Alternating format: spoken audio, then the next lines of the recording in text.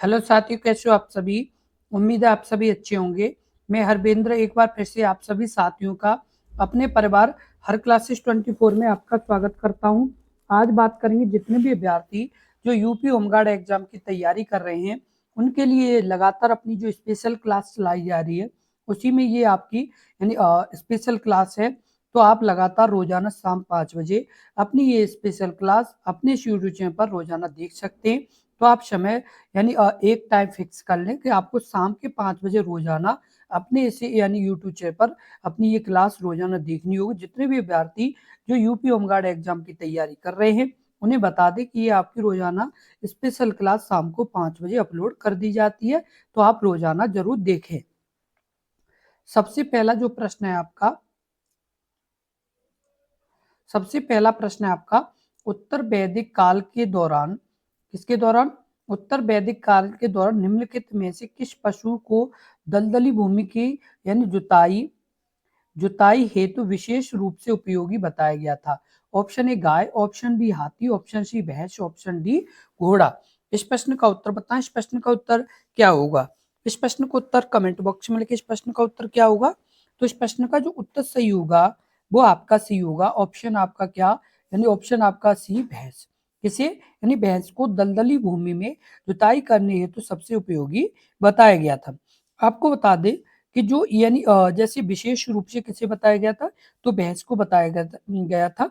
इसकी शारीरिक शक्ति और कीचड़ में आसानी से चलने की क्षमता के कारण इस कार्य के लिए सबसे उपयुक्त माना गया। क्या माना गया? सबसे उपयुक्त माना गया।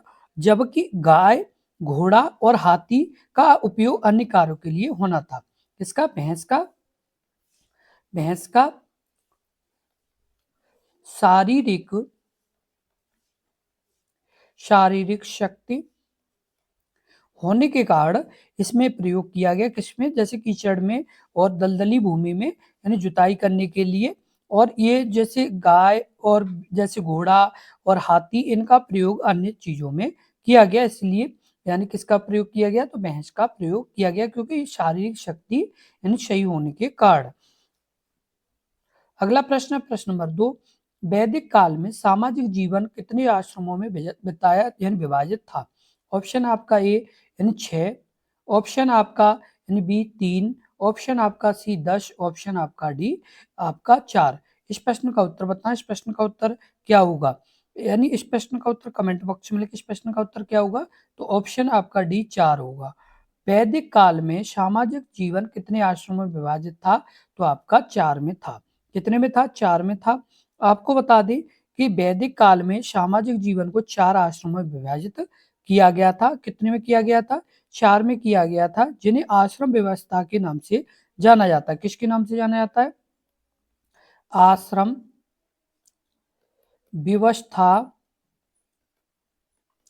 के नाम से जाना जाता है। किसके नाम से जाना जाता है? आश्रम व्यवस्था के नाम से जिसे जाना जाता है। और आपको बता दें कि जैसे 4 आश्रम कौन कौन से, तो पहले जैसे आपका है ब्रह्मचर्य आश्रम। कौन सा? ब्रह्मचर्य आश्रम। ब्रह्मचर्य आश्रम में क्या है आपका? ब्रह्मचर्य आश्रम में आपका है व्यक्ति व्यक्ति शिक्षा और संयम का पालन करना। इसका व्यक्ति शिक्षा और संयम का पालन करना। ये किस कौन से में? तो आपका ब्रह्मचर्य में है। दूसरा आपका कौन सा है? तो गृहस्थ। गृहस्थ में क्या है? तो गृहस्थ में आपका है गृहस्थ आश्रम में यह विवाह और पारिवारिक जीवन का चरण था। कौन सा? विवाह और पारिवारिक पारिवारिक का यानी चरण है। किसका चरण है? विवाह और पारिवारिक जीवन का ये चरण है। आपका अगला जो है वो आपका है संन्यास। कौन सा है आपका? और कौन सा है? तो आपकी बात कर ली जाएगी। आपका एक है, अब अगला आपका है वानप्रस्थ। कौन सा है? वानप्रस्थ। वानप्रस्थ में क्या होता है कि इसमें व्यक्ति वृद्ध और मोह माया त्याग कर अपना एक जीवन बिताने लगे। और आपका लास्ट है सन्यास। कौन सा है? सन्यास है। सन्यास में क्या होता है? सन्यास में आपका होता है, यह अंतिम चरण था जिसमें व्यक्ति पूरी तरह से सन्यास लेकर मोक्ष की प्राप्ति और तपस्या करना। क्या करना? यानी मोक्ष की प्राप्ति और क्या करना? तपस्या करना। ये आपका यानी लास्ट चरण है। कितने चरण है? पहला आपका ब्रह्मचर्य, फिर आपका गृहस्थ है, फिर आपका वानप्रस्थ है, फिर आपका सन्यास है। तो ये आपके 4 चरण हैं। अब आपका अगला 3 है, वैदिक मंत्रोच्चार की कौन सी पारंपरिक विधि सभी पाठ शैलियों में सबसे जटिल और व्यापक मानी जाती है? ऑप्शन आपका ये शिखापीठ पाठ, ऑप्शन आपका बी जाट पाठ, ऑप्शन आपका सी दंड पाठ, ऑप्शन आपका डी घन पाठ। इस प्रश्न का उत्तर बताएं। इस प्रश्न का उत्तर क्या होगा? यानी आप इस प्रश्न का उत्तर बताएं। इस प्रश्न का उत्तर क्या होगा? तो इस प्रश्न का जो उत्तर आपका होगा वो आपका क्या होगा? तो ऑप्शन आपका सही हो जाएगा डी घन पाठ। कौन सा? वैदिक मंत्रोच्चार की कौन सी पारंपरिक विधि सबसे यानी पाठ शैलियों में सबसे जटिल है? तो घन पाठ है। कौन सी है? घन पाठ शैली है जो सबसे जटिल है। इसमें मंत्रों के शब्दों को एक विशिष्ट क्रम में दोहराया जाता है। किसमें दोहराया जाता है? एक विशिष्ट क्रम में दोहराया जाता है। किसमें दोहराया जाता है? एक विशिष्ट क्रम में दोहराया जाता है। अगला आपका प्रश्न है, प्रश्न नंबर आपका 4, वैदिक पाठ की कितनी मान्यता प्राप्त अवस्थाएं हैं? कितनी यानी मान्यता प्राप्त अवस्थाएं हैं? तो ऑप्शन आपका ये 10, ऑप्शन आपका बी यानी 7, ऑप्शन आपका सी 9, ऑप्शन आपका डी 11। इस प्रश्न का उत्तर बताएं। इस प्रश्न का उत्तर क्या होगा? तो इस प्रश्न का जो उत्तर सही होगा वो आपका सी होगा, ऑप्शन आपका डी 11। वैदिक पाठ की कितनी मान्यता प्राप्त यानी अवस्थाएं हैं? तो आपकी 11 है। कितनी है? 11 है। और आपको बता दें कि वेदों के यानी शुद्ध उच्चारण और संरक्षण के लिए यानी महत्वपूर्ण है। इसमें संहिता पाठ, पद पाठ, क्रम पाठ, सबसे जटिल यानी घन पाठ जैसी शैलियां शामिल है। कौन कौन सी हैं? आपका संहिता पाठ, उसके बाद कौन सा है? संहिता पाठ के बाद है आपका पद पाठ और पद पाठ के बाद कौन सा है? तो पद पाठ के बाद है आपका क्रम पाठ के बाद आपका कौन सा है? तो आपका है यानी सबसे जो जटिल है वो घन पाठ है। कौन सा? घन पाठ है। तो ये आपकी क्या है? तो प्रमुख शैलियां है जिन्हें आप यानी प्रश्नों को अच्छे से ध्यान रखें। प्रश्न नंबर 5, पुरुष सूक्त का उल्लेख निम्नलिखित में से किस वेद में किया गया है? ऑप्शन आपका A Samaveda, option B Rigveda, option C Yajurveda, option D आपका अथर्ववेद। इस प्रश्न का उत्तर बताएं। इस प्रश्न का उत्तर क्या होगा? तो इस प्रश्न का जो उत्तर सही होगा वो आपका सी होगा, ऑप्शन आपका यानी कौन सा? तो ऋग्वेद। ऋग्वेद में यानी पुरुष सूक्त का उल्लेख किया गया है। साथ के साथ आपको बता दें कि जो पुरुष सूक्त है वो ऋग्वेद के 10वें मंडल में, किसमें? 10वें मंडल में है। और आपको बता दें पुरुष सूक्त में वर्णों की उत्पत्ति के बारे में बताया गया। किसके बारे में बताया गया? वर्णों की उत्पत्ति के बारे में बताया गया। किसके बारे में बताया गया? उत्पत्ति के बारे में बताया गया, जिसमें एक आपकी विराट पुरुष, उसके बाद आपको बता दें कि मुख से ब्राह्मण यानी विराट पुरुष के मुख से ब्राह्मण, उसके बाद और क्या? यानी उसकी भुजाओं से, इससे भुजाओं से क्या? तो भुजाओं से यानी क्षत्रिय, उसके अलावा यानी भुजाओं के अलावा जांघों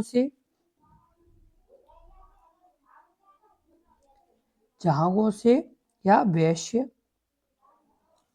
उसके बाद यानी और पैरों से शूद्र, पैरों से क्या, शूद्र, शूद्र की उत्पत्ति हुई है। ये मतलब क्या है, तो ये यहाँ पर किस में बताया गया, तो ये 10वें मंडल के सूक्त में बताया गया है। तो यहाँ पर ये किसके बारे में, तो वर्णों की उत्पत्ति के बारे में इसमें बताया गया है। तो ये आप अच्छे से ध्यान रखें। अगला प्रश्न है प्रश्न नंबर 6। ऋग्वेद में 1028 सूक्त है जिन्हें 10 पुस्तकों में वर्गीकृत किया गया, जिन्हें के नाम से जाना जाता है। ऑप्शन ए अनुदत्त, ऑप्शन आपका भी पदपथ, ऑप्शन सी मंडल, ऑप्शन डी सूक्त। इस प्रश्न का उत्तर बताएं। इस प्रश्न का उत्तर क्या होगा, तो इस प्रश्न का जो उत्तर होगा वो आपका सी होगा, ऑप्शन आपका सी मंडल। जो ऋग्वेद में 1028 सूक्त हैं जिनमें 10 पुस्तकों में वर्गीकृत किया गया है, तो किसमें किया गया है, तो आपका मंडल में किया गया है।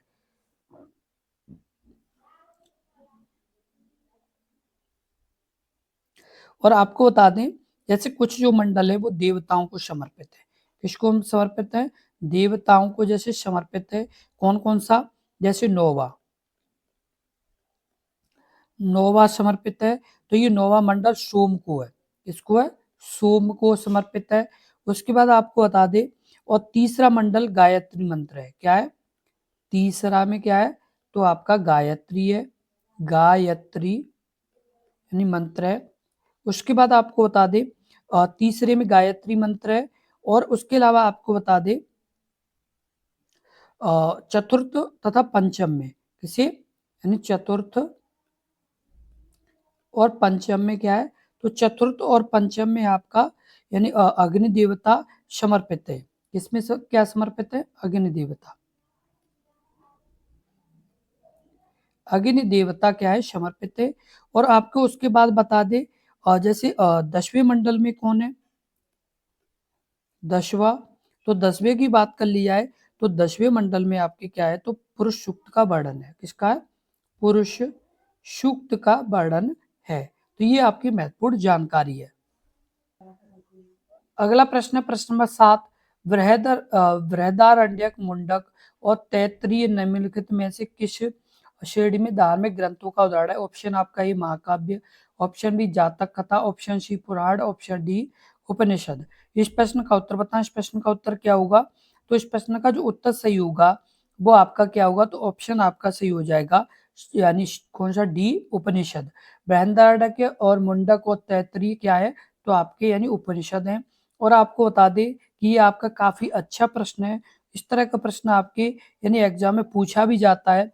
और आपको बता दें कि भारत का जो राष्ट्रीय आदर्श वाक्य है सत्यमेव जयते, क्या, सत्यमेव जयते, सत्यमेव जयते है। इसे किससे लिया गया है, तो मुंडको उपनिषद से। किससे, मुंडको उपनिषद से लिया गया है। इससे मुंडकोपनिषद से सत्यमेव जयते को लिया गया है। और आपको बता दें कि ये अपने आप में काफी महत्वपूर्ण प्रश्न है। ये आपका बार बार पूछा जाता है कि सत्यमेव जयते को कहाँ से लिया गया है, तो ये मुंडकोपनिषद से लिया गया है। अगला प्रश्न है प्रश्न नंबर 8। निम्नलिखित में से कौन सी हिंदू धर्म की प्रमुख दार्शनिक विचारधारा है। ऑप्शन आपका ए संन्यास, ऑप्शन बी आपका अर्थ, ऑप्शन सी मादा, ऑप्शन आपका डी वैश्विक। इस प्रश्न का उत्तर बताएं। इस प्रश्न का उत्तर क्या होगा, तो इस प्रश्न का जो उत्तर होगा वो आपका सही होगा, ऑप्शन आपका क्या, तो डी वैश्विक। निम्नलिखित में से कौन सी हिंदू धर्म की प्रमुख दार्शनिक विचारधारा है, तो आपकी यानी क्या है, वैश्विक है। आपको बता दें कि हिंदू धर्म में प्रमुख दार्शनिक विचारधारा वैश्विक दर्शन है। वैश्विक दर्शन का प्रवर्तक कणाद मुनि, कौन, कणाद मुनि, यानी कणाद मुनि को माना जाता है। किसको माना जाता है, कणाद मुनि को माना जाता है, कणाद मुनि को माना जाता है। और इसके यानी सिद्धांत न्याय दर्शन के सिद्धांत के समान ही है। किसके समान है, न्याय सिद्धांत के समान है। और वैश्विक दर्शन में न्याय दर्शन कितने हैं, न्याय दर्शन, इसमें वैश्विक दर्शन में तो आपके 16 तत्वों की अपेक्षा केवल 7 तत्वों को स्वीकार किया गया है। कितना, 16 तत्वों की अपेक्षा 7 तत्वों 7 तत्वों को स्वीकार किया गया है। अगला प्रश्न है प्रश्न नंबर 9। निम्नलिखित में से किस वेद को कर्मकांड ग्रंथ के रूप में जाना जाता है?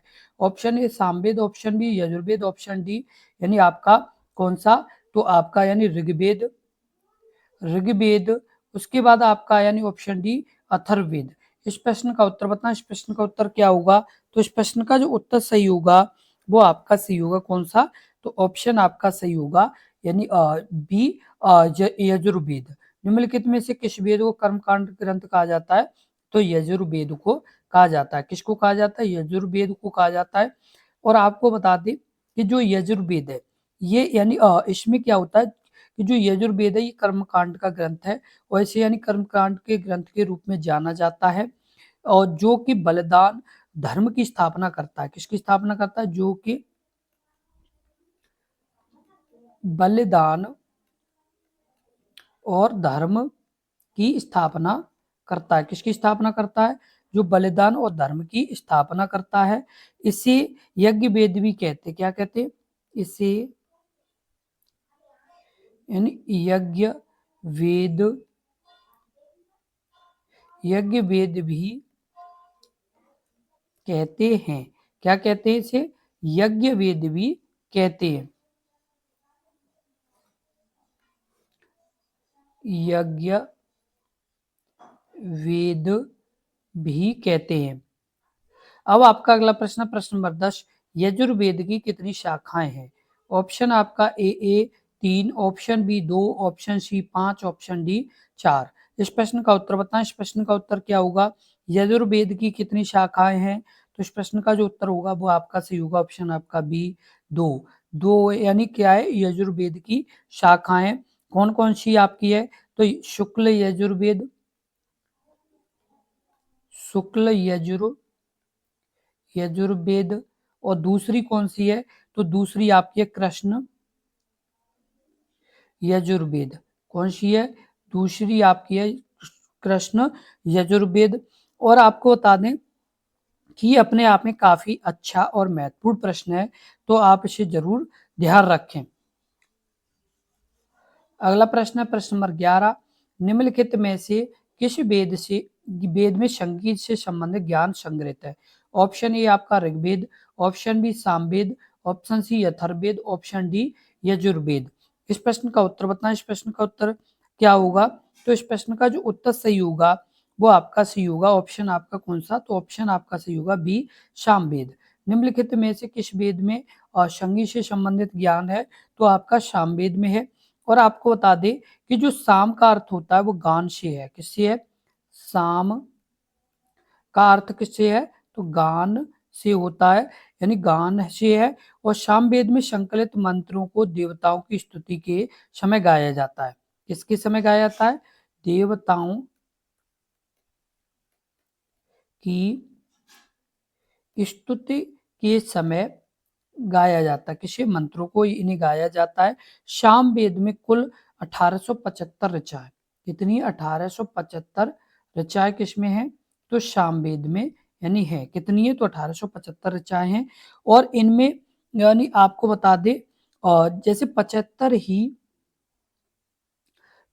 ही सामवेद क्या है? 75 ही सामवेद के हैं, और शेष आपके किसके हैं? तो ऋग्वेद से ग्रहण किए गए।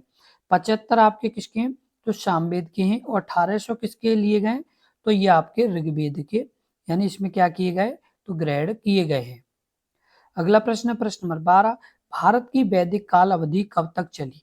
ऑप्शन ए 336 से 323, ऑप्शन बी 1500 से 500 बीसी, ऑप्शन सी 3000 से 2600 बीसी, ऑप्शन डी 550 से 323 बीसी। इस प्रश्न का उत्तर बताएं। इस प्रश्न का उत्तर क्या होगा? तो इस प्रश्न का जो उत्तर होगा वो आपका सही होगा ऑप्शन आपका यानी बी 1500 से 500 बीसी। आपको बता दें कि जो ये यानी भारत की वैदिक काल की अवधि है वो आपकी कब से कब तक है? तो 1500 से 500 यानी बीसी तक है। कब तक है? तो 1500 से 500 बीसी तक है। जो आपका ये कई बार प्रश्न पूछा गया है, तो आप इसे ध्यान रखें।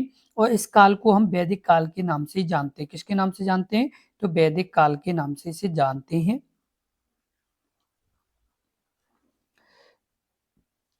अगला प्रश्न है प्रश्न नंबर 13, निम्नलिखित में से किस वेद में बीमारियों का उपचार दिया गया है? ऑप्शन आपका यजुर्वेद, ऑप्शन आपका बी सामवेद, ऑप्शन आपका सी ऋग्वेद, ऑप्शन आपका डी अथर्ववेद। इस प्रश्न का उत्तर बताएं, इस प्रश्न का उत्तर क्या होगा। तो इस प्रश्न का जो उत्तर है कमेंट बॉक्स में लिखिए, इस प्रश्न का उत्तर क्या होगा। तो इस प्रश्न का जो उत्तर सही होगा वो आपका क्या होगा, निम्नलिखित में से किस वेद में बीमारियों का उपचार दिया गया है। तो इस प्रश्न का जो उत्तर होगा वो आपका सही होगा, ऑप्शन आपका डी अथर्ववेद, यानी अथर्ववेद में इसका वर्णन मिलता है। और आपको बता दें जो अथर्ववेद है इसमें बीमारियों का उपचार बताया गया है। अथर्ववेद में मनुष्य को सामान्य विचार तथा अंधविश्वासों का विवरण मिलता है। किसका विवरण मिलता है, अंधविश्वास, अंधविश्वास का विवरण किसमें मिलता है, तो ये आपका अथर्ववेद में इसका वर्णन मिलता है। और आपको बता दें कि इसमें विविध विषयों से संबंधित मंत्र तथा रोग निवारण समन्वयक राजभक्ति, क्या क्या, यानी रोग निवारण, रोग निवारण, उसके बाद और क्या है, तो आपका राजभक्ति, राजभक्ति के अलावा विवाह, विवाह, विवाह तथा प्रणय, प्रणय गीतों आदि का यानी इसमें विवरण मिलता है। अगला प्रश्न, प्रश्न नंबर 14, निम्नलिखित में से किस उपनिषद वसुधैव कुमंडकम यानी कुदुम्बकम का उल्लेख किया गया। ऑप्शन ए आपका महाउपनिषद, ऑप्शन बी छंदोग्य उपनिषद, ऑप्शन आपका सी बृहदारण्यक उपनिषद, ऑप्शन आपका डी यानी कैनो उपनिषद। इस प्रश्न का उत्तर बताएं, इस प्रश्न का उत्तर क्या होगा। तो इस प्रश्न का जो उत्तर होगा वो आपका क्या होगा, तो ऑप्शन आपका कौन सा होगा, तो ऑप्शन आपका सही हो जाएगा ए महाउपनिषद। महाउपनिषद में वसुधैव कुटुंबकम का यानी उल्लेख मिलता है, किसमें मिलता है, तो आपका महाउपनिषद में मिलता है। और आपको बता दें इसका अर्थ होता है धरती या संसार, क्या है, धरती या संसार, क्या है, परिवार होता है, परिवार होता है, यानी धरती या संसार ही क्या है, परिवार होता है। अगला प्रश्न है प्रश्न नंबर आपका यानी 15, भारतीय संविधान की प्रस्तावना में न्याय, सामाजिक और आर्थिक और राजनीतिक का विचार संविधान से लिया गया। ऑप्शन आपका ए रूस, option B America, option C France, option D Japan. इस प्रश्न का उत्तर बताएं, इस प्रश्न का उत्तर क्या होगा, वो आपका सही होगा, ऑप्शन आपका ए रूस से। भारतीय संविधान की प्रस्तावना में न्याय, सामाजिक के आर्थिक राजनीतिक विचार किस देश से लिए गए, तो ये आपके रूस से लिए गए। कहाँ से लिए गए, रूस के संविधान से लिए गए हैं। आप इसे अच्छे से ध्यान रखें क्योंकि ये आपका बहुत ही इंपॉर्टेंट और बहुत ही महत्वपूर्ण प्रश्न बनता है। साथ के साथ आपको बता दें कि जैसे अभी फ्रांस की बात की जाए तो फ्रांस से क्या लिया गया है, तो फ्रांस से लिया गया है आपका यानी स्वतंत्रता, स्वतंत्रता, उसके अलावा और आपका समता, बंधुता, उसके बाद आपकी बात की जाए जैसे अमेरिका से, तो अमेरिका से जैसे आपके मौलिक अधिकार, मौलिक अधिकार। और आपको बता दें कि ये आपका कई बार पूछा गया यानी प्रश्न है कि आपकी यानी मौलिक अधिकार किस देश से लिए गए, और जापान से क्या लिया गया है, तो विधि द्वारा स्थापित प्रक्रिया, क्या, विधि द्वारा स्थापित प्रक्रिया, ये कहां से ली गई है, तो ये आपकी जापान से। अगला प्रश्न, प्रश्न नंबर 16, भारतीय संविधान में कितने देशों से विशेषताएं ली गई हैं। ऑप्शन ए आपका 13, option B 6, option C 7, option D 10। इस प्रश्न का उत्तर बताएं, इस प्रश्न का उत्तर क्या होगा, तो इस प्रश्न का जो उत्तर सही होगा वो आपका सही होगा, ऑप्शन आपका कौन सा, तो ऑप्शन आपका डी 10। भारतीय संविधान में कितने देशों से विशेषताएं ली गई हैं, तो आपकी 10 देशों से, जिनमें प्रमुख देश कौन कौन से हैं, तो आपका पहला संयुक्त राज्य अमेरिका, संयुक्त राज्य अमेरिका, दूसरा कौन सा है, तो दूसरा आपका है यानी दूसरा कौन सा है, दूसरा ब्रिटेन, ब्रिटेन, तीसरा कौन सा है, तो आयरलैंड, आयरलैंड है, चौथा कौन सा है, तो चौथा आपका है वो आपका है फ्रांस, पांचवा कौन सा है? तो पांचवा आपका है ऑस्ट्रेलिया। ऑस्ट्रेलिया। छठवा कौन सा है? तो छठवा आपका है कनाडा। सातवां कौन सा है? तो सातवां आपका है जर्मनी। आठवां कौन सा है? तो आठवां आपका है वो है रूस। नौवां कौन सा है? तो नौवां आपका है जापान। और 10वां कौन सा है? तो 10वां आपका दक्षिण अफ्रीका। कौन सा है? दक्षिण अफ्रीका। तो ये कितने? तो 10 देश हैं और इन्हीं 10 देशों से यानी आपके भारत में विशेषताएं ली गई हैं। अगला प्रश्न है प्रश्न नंबर आपका 17। भारत के संविधान में अर्ध संघीय शासन प्रणाली की विशेषता किस देश के संविधान से ली गई है? ऑप्शन ए दक्षिण Africa, option B Canada, option C USA, option D UK. इस प्रश्न का उत्तर बताएं। इस प्रश्न का उत्तर क्या होगा?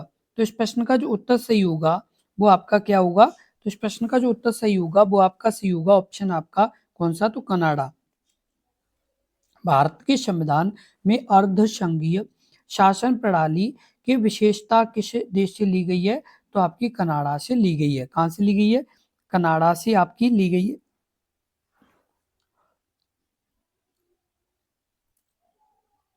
और आपको बता दें कि इसमें और क्या क्या चीजें ली गई हैं। तो आपकी जैसे कनाडा से और क्या क्या लिया गया है? तो कनाडा से आपका लिया गया है, कनाडा से आपका राज्यपाल की नियुक्ति। क्या? राज्यपाल की नियुक्ति। उसके अलावा और क्या लिया गया है? तो सर्वोच्च न्यायालय का सलाहकारी क्षेत्राधिकार। क्या लिया गया है? सलाहकारी क्षेत्राधिकार किसका? सर्वोच्च न्यायालय का। तो ये कहां से लिया गया? ये भी आपका कनाडा से लिया गया है। अगला प्रश्न है प्रश्न नंबर 18। भारत के संविधान की इनमें से कौन सी विशेषताएं यूनाइटेड किंगडम के संविधान से ली गई है? ऑप्शन आपका ए समवर्ती सूची, ऑप्शन बी राज्य की नीति निदेशक तत्व, ऑप्शन सी मौलिक कर्तव्य, ऑप्शन डी एकल नागरिकता। इस प्रश्न का उत्तर बताएं आप। इस प्रश्न का उत्तर क्या होगा? तो इस प्रश्न का जो उत्तर सही होगा वो आपका क्या होगा? तो ऑप्शन आपका सही हो जाएगा कौन सा? तो आपका एकल नागरिकता यानी ऑप्शन डी एकल नागरिकता सही होगा। भारत के संविधान की इनमें से कौन सी विशेषताएं आपकी जो यूनाइटेड किंगडम से ली गई है? तो एकल नागरिकता आपकी दी गई है। क्या ली गई है? एकल नागरिकता ली गई है। और एकल नागरिकता एक व्यक्ति को एक समय में केवल एक ही देश का नागरिक होने की अनुमति देती है। क्या देती है? जैसे एक व्यक्ति है और एक व्यक्ति को जैसे एक ही देश में एक ही देश में नागरिक होने की क्या देती है? नागरिकता देती है। और ये आपके भाग 2 में इसका वर्णन है। अनुच्छेद की बात की जाए तो 5 से 11 में नागरिकता संबंधी ये अनुच्छेद है। यानी भारतीय संविधान में जैसे भारत की सरकार के अर्थ यानी भारतीय संविधान में स्वतंत्रता, समानता एवं बंधुत्व के सिद्धांत किस देश से लिए गए? A France, option B Britain, option C Ireland, option D Australia. इस प्रश्न का उत्तर क्या होगा? तो इस प्रश्न का जो उत्तर है वो आपका C option A France. France से ये स्वतंत्रता, समानता एवं बंधुत्व सिद्धांत लिए गए।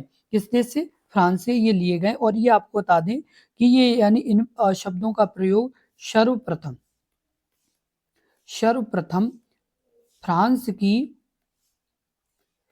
की क्रांति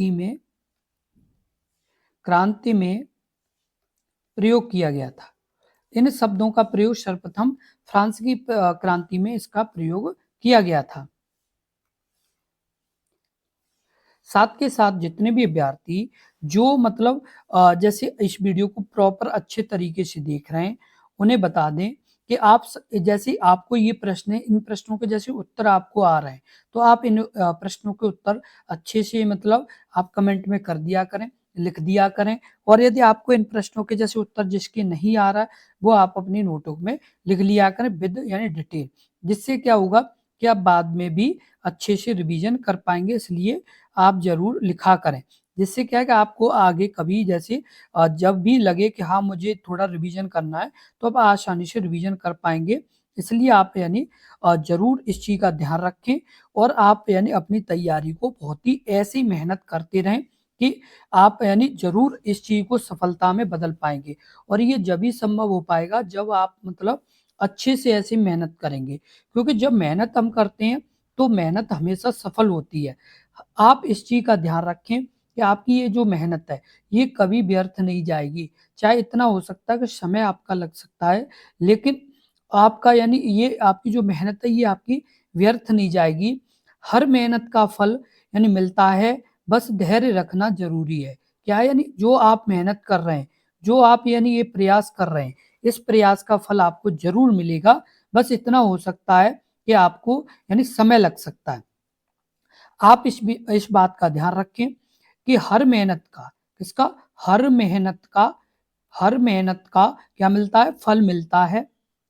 हर मेहनत का फल मिलता है। हर मेहनत का फल मिलता है। बस धैर्य धैर्य रखना ज़रूरी है। रखना ज़रूरी है। आप जैसे जो मेहनत कर रहे हैं, जो आप ये इतना प्रयास कर रहे हैं, इसका फल आपको ज़रूर मिलेगा। बस आप ये है कि आप यानी मेहनत करें, क्योंकि प्रत्येक जो 1-1 मिनट जो समय दे रहे हैं, क्या कर रहे हैं?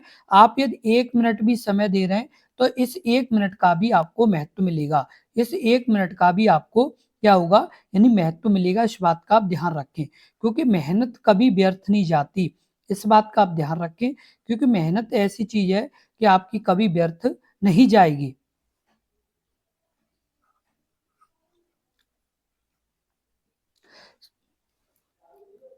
क्योंकि मेहनत एक ऐसी चीज़ है जो आपकी कभी व्यर्थ नहीं जाएगी। आपकी एक-एक मिनट जो आपने अपने इस यानी प्रयास के लिए दी है, उसका भी आपको यानी पूरा फ़ायदा मिलेगा, उसका भी पूरा आपको फल मिलेगा, लेकिन समय पर मिलेगा। जैसे-जैसे समय आएगा, वैसे-वैसे आपको उस चीज़ का फ़ायदा ज़रूर मिलेगा। आप इस चीज़ से बेनिश्चिंत रहें, आप बस मेहनत करते रहें, क्योंकि मेहनत करने वालों की कभी हार नहीं होती। ये इस बात का आप ध्यान रखें। बस इतना हो सकता है कि समय थोड़ा ज़्यादा लग सकता है। अब आपका अगला प्रश्न है प्रश्न नंबर 21 निम्नलिखित में से कौन-सा भारतीय संविधान का स्रोत नहीं है? ऑप्शन ए म्यांमार का संविधान, ऑप्शन बी आयरलैंड का संविधान, ऑप्शन आपका सी यानी यूएसए का संविधान, इसका यूएसए का संविधान, ऑप्शन आपका डी फ्रांस का संविधान। इस प्रश्न का उत्तर बताएं, इस प्रश्न का उत्तर क्या होगा? यानी ऑप्शन आपका कौन-सा सही होगा? तो ऑप्शन आपका सही होगा कौन-सा? तो आपका यानी कौन-सा सही होगा? तो आपका डेनमार्क का संविधान। यानी निम्नलिखित में से कौन-सा भारतीय संविधान का स्रोत नहीं है? तो आपका जो डेनमार्क है, तो ये इस संविधान का यानी कोई भी अपने जैसे देश में शामिल नहीं किया गया, तो ये आप अच्छे से ध्यान रखें। अगला प्रश्न है प्रश्न नंबर 22 भारतीय संविधान में यानी जो आपके मौलिक अधिकार है, क्या है? मौलिक अधिकार किस संविधान से अंगीकार किए गए हैं? ऑप्शन आपका ए संयुक्त राज्य अमेरिका, ऑप्शन आपका बी ब्रिटेन, ऑप्शन आपका सी स्विट्जरलैंड, क्या यानी स्विट्जरलैंड, ऑप्शन आपका डी सोवियत संघ, क्या सोवियत संघ से आपके यानी लिए गए? तो इस प्रश्न का उत्तर बताएं, इस प्रश्न का उत्तर क्या होगा? जो आपके यानी भारतीय संविधान में मौलिक अधिकार हैं, वो किस देश से लिए गए? तो इस प्रश्न का जो उत्तर सही होगा वो आपका सही होगा ऑप्शन आपका ये संयुक्त राज्य अमेरिका। किससे लिए गए? संयुक्त राज्य अमेरिका से लिए गए। और आपको बता दें कि जो भारतीय संविधान के ये किस में शामिल है? तो भाग 3 में शामिल हैं। कौन-से में शामिल है? भाग 3 में शामिल हैं। अनुच्छेद की बात की जाए तो 12 से 35 तक हैं। कहाँ तक है? 12 से 35 तक हैं। तो आप इसे अच्छे से ज़रूर ध्यान रखें और आपको बता दें कि संविधान का जो भाग 3 है, उसे क्या भारत का अधिकार पत्र कहा जाता है। क्या कहा जाता है? भारत का अधिकार पत्र या मैग्ना कार्टा। क्या कहा जाता है? मैग्ना कार्टा या भारत का अधिकार पत्र कहा जाता है। ये आप अच्छे से ध्यान रखें। अगला प्रश्न है प्रश्न नंबर 23 भारतीय संविधान में विधिपूर्ण शासन का विचार इनमें से किस संविधान से लिया गया है? ऑप्शन आपका ए आपका जर्मन संविधान, ऑप्शन आपका बी कनाडाई संविधान, ऑप्शन आपका सी फ्रांसीसी, ऑप्शन डी ब्रिटिश। इस प्रश्न का उत्तर बताएं, इस प्रश्न का उत्तर क्या होगा? तो इस प्रश्न का जो उत्तर सही होगा वो आपका क्या होगा? तो ऑप्शन आपका सही होगा कौन सा? तो डी ब्रिटिश। भारत संविधान जो विधिपूर्ण शासन का विचार इनमें से किस संविधान से लिया गया है? तो ब्रिटिश संविधान से लिया गया है। किससे लिया गया? तो ब्रिटिश संविधान से लिया गया है। और आपको बता दें यह सिद्धांत कानून के समक्ष सभी लोगों को समानता प्रदान करता है। क्या करता है? कानून के समक्ष सभी लोगों को समानता प्रदान करता है। क्या करता है? समानता प्रदान करता है। अगला प्रश्न, प्रश्न नंबर 24, भारतीय संविधान में अब यानी कौन सा है? अगला यानी प्रश्न है प्रश्न नंबर 24। अगला प्रश्न है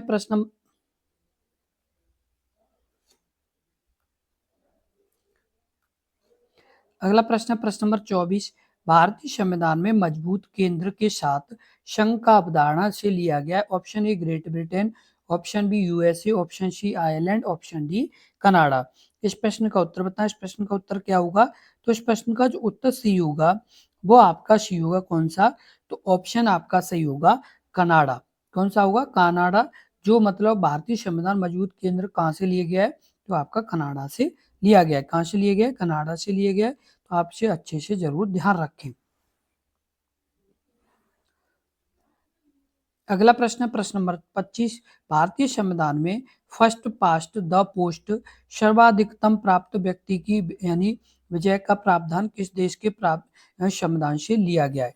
इस प्रश्न का उत्तर बताएं। इस प्रश्न का उत्तर क्या होगा? यानी भारतीय जो संविधान है उसमें फास्ट यानी फर्स्ट पास्ट द पोस्ट सर्वाधिक जो आपका यानी मत प्राप्त व्यक्ति की विजय, या किसका? यानी मत प्राप्त व्यक्ति की विजय का प्रावधान किस देश से यानी लिया गया है? तो option A France, option B संयुक्त राज्य America, option C Ireland, option आपका डी ब्रिटेन। इस प्रश्न का उत्तर बताएं। इस प्रश्न का उत्तर क्या होगा? तो इस प्रश्न का जो उत्तर होगा वो आपका सी होगा। ऑप्शन आपका सी आयरलैंड। कहाँ से लिया गया है? आयरलैंड से लिया गया है। आपको बता दें कि आयरलैंड से क्या क्या लिया गया है? तो निर्वाचन मंडल या राष्ट्रपति के निर्वाचन मंडल की व्यवस्था, किसकी? राष्ट्रपति के निर्वाचन मंडल की व्यवस्था। और उसके अलावा और क्या लिया गया है? तो आपका नीति निर्देशक सिद्धांत। क्या लिया गया? नीति निर्देशक सिद्धांत लिए गए। ये कहाँ से लिए गए? तो ये आपके जैसे आयरलैंड से लिए गए। अगला प्रश्न, प्रश्न नंबर 26, भारतीय संविधान में शामिल नीति निर्देशक तत्वों की अवधारणा किस देश के संविधान से ली गई है? ऑप्शन ए यूएसए, ऑप्शन आपका B Canada, option C Ireland, option आपका डी उस ग्रेट ब्रिटेन। इस प्रश्न का उत्तर बताएं। इस प्रश्न का उत्तर क्या होगा? तो इस प्रश्न का जो उत्तर होगा वो आपका क्या होगा? तो ऑप्शन आपका क्या सही हो जाएगा? भारतीय जो भारतीय संविधान में शामिल नीति निर्देशक तत्व ये कहाँ से लिए गए? तो ये आपके ऑप्शन सी सही होगा, आयरलैंड से। कहाँ से? आयरलैंड से लिए गए हैं। कहाँ से लिए गए? आयरलैंड देश से लिए गए। तो आप इसे अच्छे से जरूर ध्यान रखें क्योंकि ये प्रश्न आपका बहुत ही इंपॉर्टेंट और बहुत ही ज्यादा पूछा जाने वाला प्रश्न है, इसलिए आप इसे जरूर ध्यान रखें। अगला प्रश्न है प्रश्न नंबर 27, भारत के संविधान की संसदीय सरकार की अवधारणा किस देश से यानी ग्रहित की गई है? Option A England, option B America, option C चीन, ऑप्शन डी आयरलैंड। इस प्रश्न का उत्तर बताएं। इस प्रश्न का उत्तर क्या होगा? तो इस प्रश्न का जो उत्तर सही होगा वो आपका क्या होगा? भारत के संविधान की संसदीय सरकार की अवधारणा किस देश से ग्रहित है? तो आपकी यानी किससे है? तो ये आपकी इंग्लैंड से है। कहाँ से? इंग्लैंड से है। साथ के साथ आपको बता दें भारत का संविधान विश्व के किसी भी गणतांत्रिक देश का सबसे लंबा लिखित संविधान है। किस तरह का है? सबसे लंबा लिखित संविधान। ये यानी कि किसका है? तो भारत का है सबसे यानी लंबा लिखित संविधान। और बात कर ले वहीं यानी सबसे छोटा संविधान की, सबसे छोटा संविधान तो अमेरिका का। किसका है? अमेरिका का है। और कितना है? तो 7 अनुच्छेद है केवल। कितने अनुच्छेद है? 7 अनुच्छेद है। तो ये आप ध्यान रखने। अगला प्रश्न है प्रश्न नंबर 28, भारतीय संविधान में उल्लिखित आपातकालीन प्रावधान किस देश के संविधान से लिए गए? ऑप्शन आपका ए संयुक्त राज्य America, option B United Kingdom, option C Germany, option आपका डी कनाडा। इस प्रश्न का उत्तर बताएं। इस प्रश्न का उत्तर क्या होगा? भारत में यानी उल्लिखित आपातकालीन प्रावधान किस देश के संविधान से लिए गए? तो इस प्रश्न का जो उत्तर होगा वो आपका सी होगा। ऑप्शन आपका कौन सा? तो सी जर्मनी। किस देश के संविधान से? जर्मनी के संविधान से लिए गए। साथ के साथ आपको बता दें कि ये किस भाग में है? तो भाग आपके 18 में है, जिसमें 18 भाग में है। बात की जाए अनुच्छेद की, तो अनुच्छेद आपके 352 से 360 तक, कब तक? 352 से लेकर के 360 तक हैं। अगला प्रश्न है प्रश्न नंबर 21। भारत के संविधान में मौलिक अधिकार क्या यानी मौलिक अधिकार का यानी पारित करने का विचार किस देश के संविधान से प्रेरित था? Option A Australia, option B Canada, option C England, option D America. इस प्रश्न का उत्तर बताएं। इस प्रश्न का उत्तर क्या होगा? तो इस प्रश्न का जो उत्तर होगा वो आपका सही होगा। ऑप्शन आपका क्या? तो ऑप्शन आपका सही होगा डी अमेरिका। किससे? अमेरिका से। मौलिक अधिकार किस देश से लिए गए? तो अमेरिका से लिए गए। साथ के साथ आपको बता दें कि यानी भाग ये किस में है? तो भाग 3 में है। कितने अनुच्छेद से? 12 से 35 तक है। तो ये भी आप अच्छे से ध्यान रखें, क्योंकि ये अपने आप में काफी महत्वपूर्ण जानकारी है। अगला प्रश्न है प्रश्न नंबर आपका 30। विश्व आर्थिक मंच का मुख्यालय निम्नलिखित में से किस शहर में स्थित है? ऑप्शन ए वॉशिंगटन डीसी संयुक्त राज्य America, option B Paris France, option C आपका यानी जेनेवा स्विट्जरलैंड, ऑप्शन डी आपका लंदन यूनाइटेड किंगडम। इस प्रश्न का उत्तर बताएं। इस प्रश्न का उत्तर क्या होगा? तो इस प्रश्न का जो उत्तर सही होगा वो आपका सही होगा। इस प्रश्न का जो उत्तर सही है वो आपका सही होगा क्या? तो ऑप्शन आपका सही हो जाएगा सी जेनेवा स्विट्जरलैंड। कहां पर? विश्व आर्थिक मंच का मुख्यालय कहां पर है? तो जेनेवा स्विट्जरलैंड में आपका है। कहां पर है? जेनेवा स्विट्जरलैंड में। और आपको बता दें विश्व व्यापार संगठन, इसका विश्व व्यापार संगठन, विश्व व्यापार संगठन की बात की जाए तो आपका ये भी जेनेवा में ही है। उसके बाद बात की जाए आपकी विश्व बैंक की, तो विश्व बैंक का आपका कहां पर है? तो ये आपका वॉशिंगटन डीसी में है। उसके बाद बात की जाए यूनेस्को की, तो यूनेस्को का कहां पर है? तो आपका पेरिस फ्रांस में है। कहां पर है? पेरिस फ्रांस में है। तो आप ये अच्छे से ध्यान रखिए, क्योंकि ये आपके एग्जाम में पूछे जाने वाले प्रश्न हैं, जो आपके बार बार एग्जाम में पूछे जाते हैं। तो आप इसे अच्छे से ध्यान रखिए, इसलिए ये यानी आपके एग्जाम में आने के ज्यादा चांसेस के बनते हैं। तो आप जरूर ध्यान रखें। अगला प्रश्न प्रश्न नंबर 31। आंशिक विकलांगता को के मामले में प्रधानमंत्री सुरक्षा बीमा योजना PMSY SBY द्वारा निम्नलिखित में से कितना कवरेज प्रदान किया जाता है? Option A 1 lakh, option B 50,000, option C 2 lakh, option D 5 lakh. इस प्रश्न का उत्तर बताएं। इस प्रश्न का उत्तर क्या होगा? तो इस प्रश्न का जो उत्तर होगा वो आपका सही होगा। ऑप्शन आपका ए 1 लाख। कितनी? 1 लाख रुपए प्रधानमंत्री सुरक्षा बीमा योजना द्वारा कवरेज की जाती है। और आपको बता दें कि जो ये योजना है इसकी शुरुआत 9 मई 2015 में हुई। कब हुई? 9 मई 2015 को ये यानी शुरू हुई। और इस योजना के अंतर्गत आपकी यानी 18 से 70 वर्ष के, कितने? 18 से 70 वर्ष की आयु के लोग लाभान्वित होते हैं। किसके? यानी 18 से 70 वर्ष की आयु के लोग लाभान्वित होते हैं। अगला प्रश्न है प्रश्न नंबर 32। सर्व शिक्षा अभियान SSA का उद्देश्य वर्ष की आयु के वर्ग के बच्चों के लिए उपयोगी एवं प्रासंगिक प्राथमिक शिक्षा प्रदान करना। ऑप्शन ए 6 से 14 वर्ष, ऑप्शन बी 1 से 3 वर्ष, ऑप्शन सी 14 से 17 वर्ष, ऑप्शन डी 3 से 6 वर्ष। इस प्रश्न का उत्तर बताएं। इस प्रश्न का उत्तर क्या होगा? तो इस प्रश्न का जो उत्तर सही होगा वो आपका सही होगा। ऑप्शन आपका क्या? तो ऑप्शन आपका सही होगा ए 6 से 14 वर्ष। कितने वर्ष? 6 से 14 वर्ष की आयु के सभी बच्चों के लिए उपयोगी एवं प्रासंगिक प्रारंभिक शिक्षा प्रदान करना है। और ये योजना 2002 यानी 2000 में और 2001 में। कब? 2000 और 2001 में ये क्या हुई? केंद्र में अटल बिहारी वाजपेयी की सरकार में ये शुरू की गई थी। और ये यानी लक्ष्य प्रारंभिक शिक्षा का सार्वभौमिकरण करना था। इसका क्या करना था? जो यानी प्रारंभिक शिक्षा है,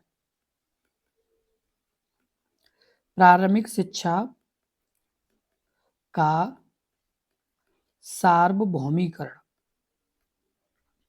सार्वभौमिकरण करना था। अगला प्रश्न है प्रश्न नंबर 33। भारत में बच्चों को मुफ्त अनिवार्य शिक्षा का अधिकार किस पे यानी देश यानी किस वर्ष पेश किया गया था? Option A 2011, option B 2009, option C 2002, option D 2005। इस प्रश्न का उत्तर बताएं। इस प्रश्न का उत्तर क्या होगा? तो इस प्रश्न का जो उत्तर होगा वो आपका सही होगा, ऑप्शन आपका बी 2009 में। जो भारत में बच्चों को मुफ्त और अनिवार्य शिक्षा का अधिकार किस वर्ष पेश किया गया? तो 2009 में पेश किया गया। कब पेश किया गया? तो आपका यानी 2009 में पेश किया गया। और आपको बता दें कि जैसे ये आया कब? भारतीय संविधान का 86वां संविधान संशोधन, 86वें संविधान संशोधन से कब? 2002 में, 2002 में 6 से 14 वर्ष के बच्चों को, कितने बच्चों को? 6 से 14 वर्ष के बच्चों को यानी क्या करना था? तो ये यानी कौन से अनुच्छेद में? तो 21 अनुच्छेद में, 21 के क में, किसमें? 21 अनुच्छेद 21 के क में क्या किया था? तो 21 के क में जोड़ते हुए 6 से 14 वर्ष की आयु के बच्चों के लिए निःशुल्क शिक्षा अनिवार्य थी। क्या थी? यह निःशुल्क शिक्षा को अनिवार्य किया गया। और आपको बता दें कि शिक्षा का अधिकार अधिनियम जो आपका ये 2009 हमने अभी ऑप्शन में सही बताया, ये पारित किया गया, जो 1 अप्रैल 2010 से लागू हुआ। कब से लागू हुआ? 1 अप्रैल 2010 से ये लागू हुआ। अगला प्रश्न है प्रश्न नंबर आपका 34। भारत के आर्थिक सुधारों के संदर्भ में एलपीजी का अर्थ है। ऑप्शन आपका ए यानी liberalisation, privatisation, globalisation, option B low price goods, option C liquid petroleum gas, option D labour policy guidelines. इस प्रश्न का उत्तर बताएं। इस प्रश्न का उत्तर क्या होगा? तो इस प्रश्न का जो उत्तर होगा वो आपका सी होगा, ऑप्शन आपका सी लिक्विड पेट्रोलियम गैस। क्या है? लिक्विड पेट्रोलियम गैस है। एलपीजी का अर्थ क्या है? तो आपको बता दें कि लिक्विड पेट्रोलियम गैस है।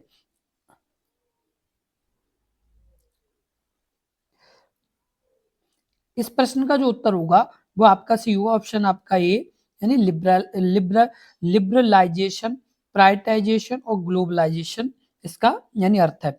इसका मतलब आपको बता दें कि ये आपका यानी एलपीजी का अर्थ है उदारीकरण, निजीकरण। क्या? उदारीकरण और आपका क्या? निजीकरण, उदारीकरण, निजीकरण। उसके बाद आपका वैश्वीकरण। क्या? वैश्वीकरण, वैश्वीकरण के लिए 1991 में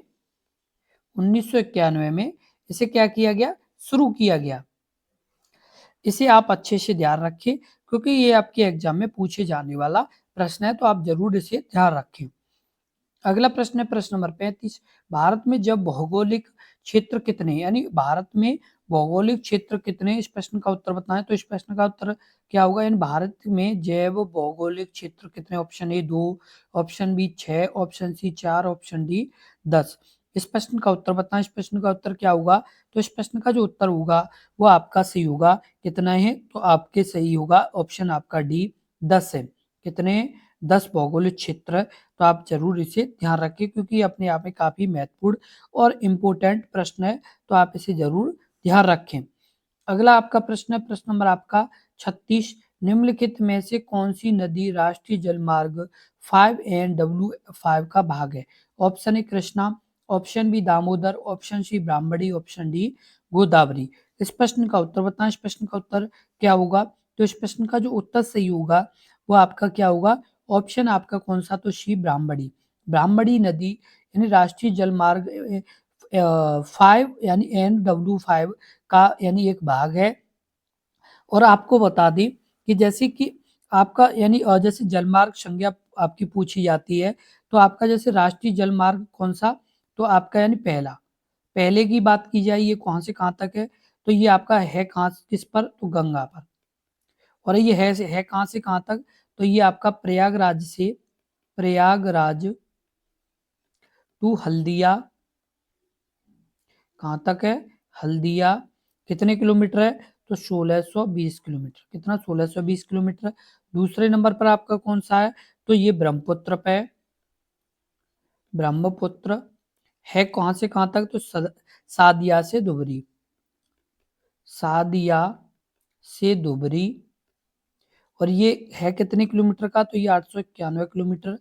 तीसरा कौन सा है, तो तीसरा आपका है ये कहाँ पर है, तो ये आपका कोल्लम नहर में है, कोल्लम नहर। और ये है कहाँ पर, तो ये आपका कोट्टापुरम, कोट्टापुरम टू कोल्लम नहर, कहाँ पर, कोट्टापुरम टू कोल्लम नहर। और ये आपको बता दें ये कितने किलोमीटर है, तो ये आपका 205 किलोमीटर है। अगला आपका कौन सा है, चौथा, तो ये आपका है कौन सा है, तो विजयवाड़ा टू मुक्तयाला नहर, ये गोदावरी और कृष्णा पर है, किस पर है, गोदावरी और कृष्णा पर है। और इसकी यानी कहाँ से कहाँ तक है, तो ये आपका विजयवाड़ा, विजयवाड़ा टू कहाँ तक है, ये मुक्तियाला, मुक्तियाला तक है। और आपको बता दें इसकी लंबाई कितनी है, तो 1095 किलोमीटर है, कितना, 1095 किलोमीटर है। और अगला आपका है पांचवा, तो पांचवे की बात की जाए तो आपका है ये तलचर से धमरा, क्या है, तलचर से धमरा। और आपको बता दी किस नदी पर है, तो ब्राह्मणी एवं महानदी, ब्राह्मणी, ब्राह्मणी एवं महानदी। इसकी लंबाई कितनी है, तो 623 किलोमीटर। तो ये आपका इंपोर्टेंट प्रश्न है, तो आप इसे जरूर ध्यान रखें। अगला प्रश्न, प्रश्न नंबर 37, भारत में इनमें से किस बंदरगाह का नाम बदलकर दीनदयाल बंदरगाह रखा गया। ऑप्शन ए मोगाम, option B Kandla, option C Tuticorin, option D Kochi. इस प्रश्न का उत्तर बताएं। इस प्रश्न का उत्तर क्या होगा, तो इस प्रश्न का जो उत्तर होगा वो आपका सही होगा, ऑप्शन आपका बी कांडला। कांडला का नाम बदलकर दीनदयाल बंदरगाह रखा गया, क्या रखा गया, दीनदयाल बंदरगाह रखा गया। और आपको बता दें इसे यानी जो कांडला बंदरगाह ट्रस्ट के नाम से भी जाना जाता है, यानी देश का ये सबसे बड़ा यानी बंदरगाह है। और इसे यानी किस नाम से जाना जाता है, तो इसे कांडला यानी ट्रस्ट के नाम से जाना जाता है। इसका निर्माण कब हुआ, तो आपका 1950 में हुआ, कब हुआ, 1950 में हुआ। और इसका पूरा यानी नियंत्रण भारत सरकार के जहाज रानी के यानी मंत्रालय के हाथ में है, किसमें है, जहाज रानी मंत्रालय के ये हाथ में है। तो ये भी आप अच्छे से ध्यान रखें, क्योंकि ये अपने आप में काफी इंपॉर्टेंट प्रश्न बनता है। और आपको बता दें कि 4 अक्टूबर 2017 को इसका कांडला का नाम बदल करके आपका क्या कर दिया गया, तो पंडित दीनदयाल आपका यानी नाम रख दिया गया। अगला प्रश्न है प्रश्न नंबर 38, पूर्वी तटीय रेलवे ईस्टर्न का मुख्यालय कहाँ स्थित है। ऑप्शन ए गुवाहाटी में, ऑप्शन बी चेन्नई में, ऑप्शन सी भुवनेश्वर में, ऑप्शन डी सिकंदराबाद में। इस प्रश्न का उत्तर बताएं। इस प्रश्न का उत्तर क्या होगा, तो इस प्रश्न का जो उत्तर सही होगा वो आपका सही होगा, ऑप्शन आपका सी भुवनेश्वर में। पूर्वी तटीय रेलवे यानी ईस्टर्न कोस्ट रेलवे का मुख्यालय कहाँ पर है, तो आपका भुवनेश्वर में है। और आपको बता दें जो ईस्टर्न कोस्ट रेलवे है ये आपका यानी यह यानी कब अस्तित्व में आया, तो 1 अप्रैल 2003 में, कब, 1 अप्रैल 2003 में ये अस्तित्व में आया। और आपको बता दें कि ये है किस राज्य में, तो ये आपका उड़ीसा में है, कहाँ पर है, उड़ीसा में है। तो ये भी आप अच्छे से ध्यान रखें। जितने भी अभ्यर्थी इस वीडियो को देख रहे हैं उन्हें बता दें कि आपकी ये वीडियो मोस्ट इम्पोर्टेंट वीडियो है। जो आपकी स्पेशल जो क्लास चलाई जा रही है ये शाम को 5 बजे, कितनी, शाम को 5 बजे ये रोजाना अपने इस यूट्यूब चैनल पर अपलोड की जाती है। तो जितने भी अभ्यर्थी जो यूपी होमगार्ड एग्जाम की तैयारी कर रहे हैं उन्हें बता दें कि आप शाम 5 बजे अपनी क्लास रोजाना देख सकते हैं अपने यूट्यूब चैनल पर। रोजाना आपकी स्पेशल क्लास चलाई जा रही है, जो लगातार आपके एग्जाम जब तक नहीं हो जाता तब तक रोजाना अपलोड की जाएगी। आप समय से अपनी क्लास रोजाना देखें, साथ के साथ आप अपना नोट्स भी बनाते चले, जिससे आप बाद में भी रिवीजन कर पाए। अब आपका अगला प्रश्न है प्रश्न नंबर 39। भारत में ब्रॉड गेज में पटरियों के मध्य दूरी होती है। ऑप्शन ए 1676 मिमी, ऑप्शन आपका बी यानी 700 से 62 सेंटीमीटर, ऑप्शन आपका सी 1000 मिमी, ऑप्शन आपका डी 1676 सेंटीमीटर। इस प्रश्न का उत्तर बताएं। इस प्रश्न का उत्तर क्या होगा? तो इस प्रश्न का जो उत्तर सही होगा वो आपका सही होगा ऑप्शन आपका ए 1676 मिमी। भारत में ब्रॉड गेज में पटरियों के मध्य की यानी कितनी दूरी होती है? तो 1676 मिमी होती है। कितनी होती है? 1676 मिमी होती है।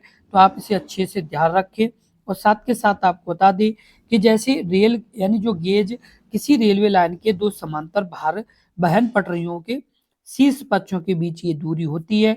और आपको बता दें कि भारत पाकिस्तान बांग्लादेश भारत पाकिस्तान बांग्लादेश उसके अलावा क्या श्रीलंका आदि में देशों में सामान्यतः 5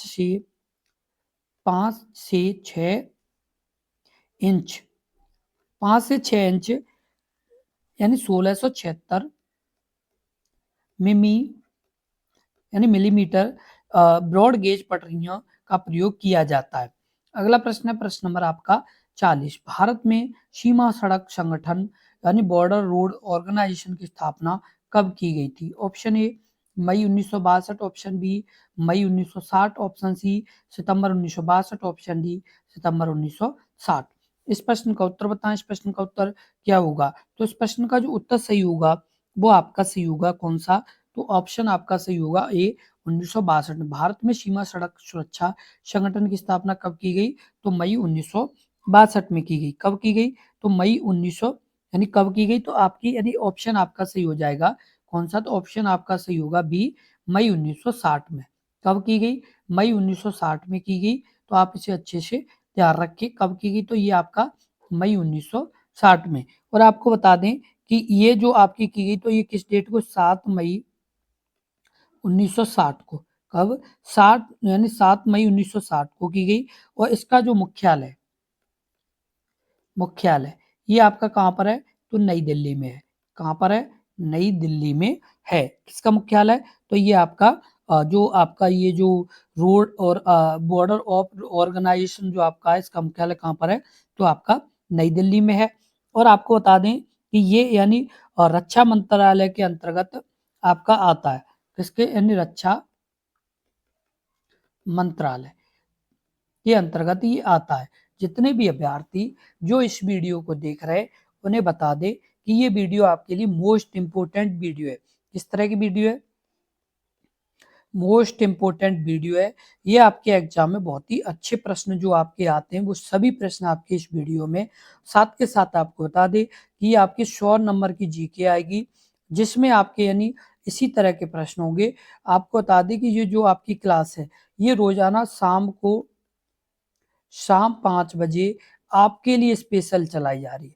केवल आप जो यूपी होमगार्ड एग्जाम की तैयारी कर रहे हैं उनके लिए ये स्पेशल क्लास रोजाना समय पर शाम को 5 बजे आपके अपने यूट्यूब पर रोजाना अपलोड की जाती है। रोजाना मतलब अपनी क्लास ये शुरू होती है शाम को 5 बजे। तो आप अपना समय से शाम को 5 बजे रोजाना अपनी क्लास देखें क्योंकि आपको यदि अपने एग्जाम में एक अच्छा स्कोर करना है, यदि आपको अपने एग्जाम में एक अच्छा स्कोर लाना है तो आपको ये जो जितनी भी हम क्लासेस अपलोड कर रहे हैं, जितनी भी क्लासेस हम आपके लिए चला रहे हैं वो सभी क्लासेस आपके लिए मोस्ट इंपोर्टेंट है क्योंकि आपके एग्जाम में इसी तरह के प्रश्न पूछे जाएंगे। जितने भी अभ्यर्थी जो यूपी होमगार्ड में जिन्होंने फॉर्म भरा है उन्हें बार बार हम बताएंगे कि आपका जो ये एग्जाम है इसमें कंपटीशन बहुत ही अच्छे लेवल का होने वाला है। यदि आपको 100 में से कम 85 प्लस नंबर लाने हैं तो आपको मेहनत करनी होगी। आपके पास जो समय है वो ज्यादा से ज्यादा 100 दिन का समय। कितना? 100 दिन का समय है। और इन 100 दिनों में यदि आपने तैयारी अच्छी नहीं की तो आपका सिलेक्शन नहीं हो पाएगा क्योंकि कंपटीशन बहुत ज्यादा है। कारण आपकी एक तो 18 से 30 वर्ष की आयु ली गई है उसके बाद आपकी 5 वर्ष की छूट दी गई है आयु में, तो उससे अभ्यर्थी काफ़ी ज़्यादा फॉर्म पढ़ें। तो आप अपनी तैयारी इस लेवल की करें कि आप अपने एग्ज़ाम में एक अच्छा स्कोर कर पाएँ। लेकिन ये जभी संभव होगा जब आप अपनी तैयारी बहुत ही अच्छे स्तर से करेंगे। तो आप अपनी तैयारी को बहुत ही अच्छे स्तर से लगातार जारी रखें। साथ के साथ आपको बता दें कि जो ये आप मेहनत कर रहे हैं, जो आप ये प्रयास कर रहे हैं, ये आपका यानी व्यर्थ नहीं जाएगा, क्योंकि ये जो मेहनत है ये आपको ज़रूर सफल बनाएगी। इतना हो सकता है कि आपका समय थोड़ा बहुत लग सकता है, लेकिन आप सफल ज़रूर होंगे और जिस दिन सफल होंगे, उस दिन आपको खुद महसूस होगा कि मेरी मेहनत आज सफल हुई। तो आप यानी उस दिन का इंतज़ार कीजिए। बस आप मेहनत करते रहिए और अपने इस यूट्यूब चैनल से जुड़े रहिए। आपको बता दें कि आपके अपने इस यूट्यूब चैनल पर प्रॉपर बेसिक से लेकर के पूरा यानी एक अच्छे लेवल तक की तैयारी लगातार कराई जाएगी। आप अपने इस यूट्यूब चैनल से जुड़े रहिए, क्योंकि अपने इस यूट्यूब चैनल पर जैसे बहुत से नए अभ्यर्थी जुड़ रहे हैं, बहुत से पुराने भी अभ्यर्थी हैं। तो हमारा मानना ये है कि दोनों अभ्यर्थी जो चाहे वो नए हों, चाहे नए अभ्यर्थी हों, चाहे पुराने अभ्यर्थी हों, सभी की लेवल लेके चलें, जिससे प्रत्येक अभ्यर्थी के उसके यानी जो एग्ज़ाम है कम से कम 85 प्लस का स्कोर बने। और ये जभी संभव होगा जब आप यानी मेहनत करेंगे, जब अपने इस यूट्यूब चैनल से आप जुड़े रहेंगे, जब आप अपने इस यूट्यूब चैनल से कदम मिला के चलेंगे, तो आप तभी आप ये संभव कर पाएँगे। साथ के साथ इस वीडियो को ज़्यादा से ज़्यादा शेयर करें, जिससे और भी अभ्यर्थियों तक ये महत्वपूर्ण जानकारी पहुँच सके, क्योंकि बहुत से अभ्यर्थी हैं जो यानी यूपी होमगार्ड एग्ज़ाम की तैयारी कर रहे हैं। तो आप इस वीडियो को ज़्यादा से ज़्यादा शेयर करें। साथ के साथ आपको बता दें कि आपके लिए हमने टेलीग्राम चैनल और व्हाट्सएप चैनल भी खोल रखा है, जिस पर आप जाकर के हमारी यानी इस वीडियो के डिस्क्रिप्शन में टेलीग्राम चैनल और व्हाट्सएप चैनल लिंक पर क्लिक करके आप इस वीडियो की जो आपकी पीडीएफ्स वगैरह जो आपके लिए इम्पोर्टेंट पीडीएफ हैं, वो आप अपने यानी टेलीग्राम चैनल, व्हाट्सएप चैनल पर देख पाएँगे। तो इसलिए आप इस वीडियो के डिस्क्रिप्शन में जा कर के आप यहाँ टेलीग्राम चैनल और व्हाट्सएप चैनल पर लिंक करें, यानी आप लिंक पर क्लिक करें और आप यानी टेलीग्राम चैनल, व्हाट्सएप चैनल पर जा कर के जॉइन करें। और आपको जैसे ही आप जॉइन करेंगे, वैसे ही आपको यानी पीडीएफ और नोट्स, क्योंकि पीडीएफ और नोट्स भी आपको साथ के साथ मिलते रहेंगे, तो आपकी तैयारी और मजबूत हो पाएगी। क्योंकि हमारा उद्देश्य यही है कि आपके एग्जाम में एक अच्छा स्कोर हो और आप सिलेक्ट हों। सिलेक्ट होंगे तो आप अपने घर को अच्छे से चला पाएंगे। जो बच्चे यानी इकोनॉमिकली यानी अच्छी कंडीशन नहीं है, जिनकी परेशानियां घर पर बहुत हैं, वो यदि सिलेक्ट होंगे तो वो अपने परिवार को एक अच्छे जीवन यापन करा पाएंगे। इसलिए हम आपके साथ 24 घंटे सातों दिन मेहनत कर रहे हैं। आप भी हमारे साथ कीजिए और अपना सिलेक्शन के लिए प्रयास कीजिए, क्योंकि मेहनत कभी व्यर्थ नहीं जाती है, इस बात का ध्यान रखें। इसलिए अपनी तैयारी बहुत ही अच्छे स्तर से लगातार जारी रखें। साथ के साथ अपने इस यूट्यूब चैनल से जुड़े रहें और जो आपके दोस्त हैं या जैसे आपके पहचान में हैं, उन सभी तक ये इस वीडियो को भेजें। साथ के साथ अपने इस यूट्यूब चैनल से जोड़ें, क्योंकि पहले से आपके सपोर्ट और प्यार के कारण ही आज ये अपना यूट्यूब चैनल यहाँ तक पहुँचा है, और आपके प्यार और सपोर्ट के कारण ही ये आगे बढ़ेगा। इसलिए आप अपने दोस्तों को और आपके अपने पहचान वालों को ज़रूर अपने इस परिवार से जोड़ें और अपने एग्ज़ाम की तैयारी अच्छे से करें। धन्यवाद।